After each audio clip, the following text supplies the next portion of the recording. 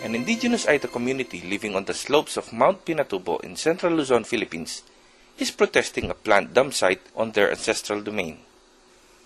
The Aitas of the Nabuclod resettlement area in Florida Blanca, Pampanga had been battling land grabbers, government neglect, and militarization since the resettlement after Mount Pinatubo erupted nearly 20 years ago. They are now confronted with greater environmental degradation and health risks with the planned dump site. Taynards, ano hong nalaman nyo kanina? Ang nalaman ko kanina, dumating yung taga-DNR kanina. Nagtanong sa amin kung anong gagawin doon. Sabi namin, basura. Sino pa hoon dumating kanina? Yung si Miles, yung kunang munisipyo, saka si Arthur Santos. At meron ho bang opisyal ng gobyerno, mayor o governor na pumunta? Nung araw ng Martes, dumating si governor, dumating si mayor, dumating din sa mismong site. Nasa may sabi lang gagawin daw ng basurahan. Eh kami naman, hindi kami makakuha dahil mga dapat may tungkol na magkasala kay mayor. Kami, kinuha kami ni mayor bilang magtatrabaho doon, nagtatabas doon sa gagawin na nilang basurahan. Pero maluwang kasi yun eh.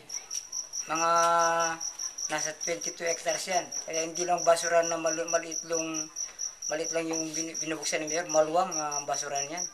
Ano ang pangalan ng mayor at saka gobernador na pumunta rito noong Martes? Si Mayor Eduardo Guerrero. At yung gobernador po, sino? Si Lili Pineda po. Ano ho ang nakikita ninyong dulot nung merong dump site sa inyong ancestral domain? Sa amin po, kung yan ay kuwan sa ancestral domain, ang iniisip namin, lalo na yung mga ibang mga katubo dyan, baka makaka-apekto doon sa mga anak namin. At hindi lang yung mga anak namin makaka-apekto, pati yung mga dumadaan na tao dyan. Ano ho ang inyong inisyal na pagtingin? Inyong posisyon? Pumapayag ko ba kayong mayroong dump site? Particular sa akin, kung talagang ayaw ko din yung may dump site dahil mahaba ho pala yan. Inisip namin noong una, pagkikinabangan namin, di pala pagkinabangan nga, pero makaka-apekto naman pala sa amin. Kaya kami, particular sa akin, talagang ayaw ko pala yan, mabaho pala yan. Makakasakit yung mga bata namin. The Aitas of Florida Blanca belong to former President and now Representative Gloria Macapagal Arroyo's congressional district. The community plans to launch a campaign to stop the dump site.